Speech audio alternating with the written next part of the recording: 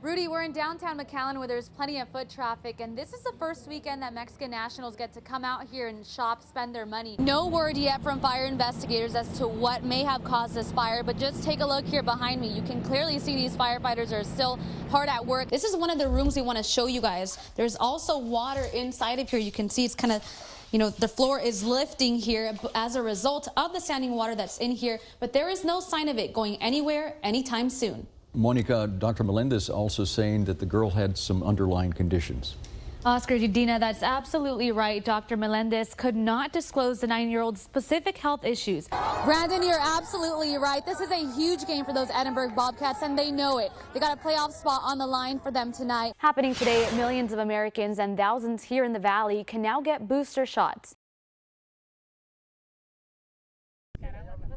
Dressed in the same clothes as yesterday, Marta Salas waits anxiously at the same spot she stood less than 24 hours ago. Ay, Dios mío, pues seguir esperando un poco, pero sí es desesperante.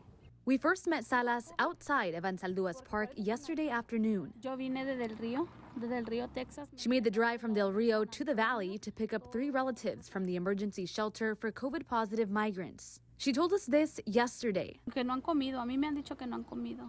Que no han comido nada. Y hay niños pequeños también. On Friday, she was just one of a handful of people trying to reunite with their family members who've already been processed by CBP and are legally free to move around the country. But today, a much different scene. Right now, we're just outside Ansalduas Park, and you can see there's about 10 cars here parked behind me. Everyone looking to try and pick up their family members from this emergency shelter here. Some of them coming as far as California and Indiana. As the day went by, more and more cars pulled up with family members desperate to hug their loved ones. Some of these family members sharing videos with us, sent to them by relatives inside the shelter, giving us a glimpse of what conditions are like inside. Rows of tents fill the park, women and babies sleeping on mats across the floor. En esta situación es que estamos, mire Marta, si viera los baños, no se los puedo ni mostrar, pero están exageradamente sucios. We're told this is the food everyone was given as a meal for the day. And this is what the line of migrants waiting for a COVID test looked like this morning. McAllen officials have told us they cannot force migrants to stay at this shelter even if they're COVID positive. A spokesperson also saying migrants cannot be picked up at Ansalduas Park.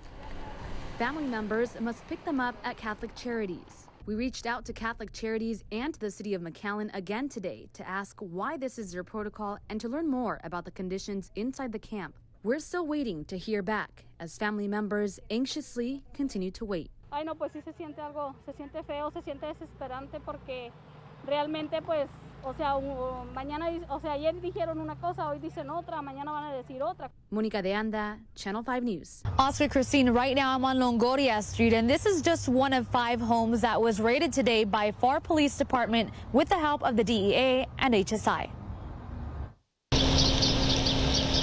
5 neighborhoods woke up this morning to find their street filled with cop cars. We believe that they're all tied together, and so that's why we were able to connect them and run these operations simultaneously today. Law enforcement raided 4 homes in FAR, 2 on Longoria Street, 1 on Moon Lane, and another on Mold Drive. This home in Donna on Mais Street also involved. Today, really the focus was to seize these properties and to stop the drug activity going on in these locations. FAR Police Chief Andy Harvey says drugs were being sold out of these homes, and they all had a history of criminal activity, something neighbors say they've known for years. Cars, people, like mostly guys, que llegan ahí and they get something and they leave. This woman, who didn't want to be identified, told us as a mother, she now feels a sense of relief. Like I told you, I have children. Sometimes they go out playing, you never know what could happen. Police say it's thanks to people who spoke up that this investigation began months ago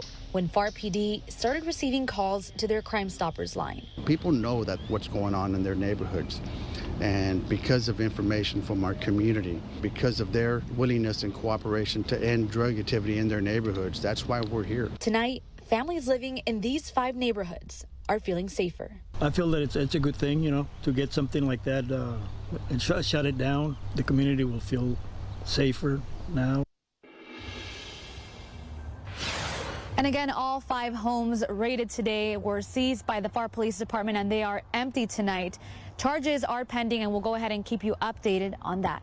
Live in FAR, Monica de Anda, Channel 5 News at 6. With a shovel in hand, a little bit of water, and some soil, Camille Rich got to work. For me, it was about humanity. The humanity and what he was doing, in the spirit of that, it touched me. She reached out to the owners of Best Buy Medical after seeing this video of what looks like 2 men stealing plants from outside their business. My heart went out to Mr. Trejo and his idealism of what he was standing for and trying to improve the community. The mural outside the business also compelling Rich to do something. If healthcare workers and our essential people, police officers, teachers, people that work with our special ed pops, if everybody can get up and go to work today, and I'm lucky that I retired this June, I can get out of bed and I can come, get dirty, and put in some hard work in their honor. So she took action, offering to plant aloe vera in place of the missing plants. The beauty of aloe vera is that it's been around for hundreds, if not thousands of years, used for medicinal purposes. So I thought, wow. A perfect fit, especially for this medical supply store. And now, once empty holes, replaced by rows of freshly planted aloe vera. It's great to see, people in the community itself do care about things like this. We tried leading one example, and it led to another person trying to do the same action. And we're just trying to create that chain for our community to unite and grow together.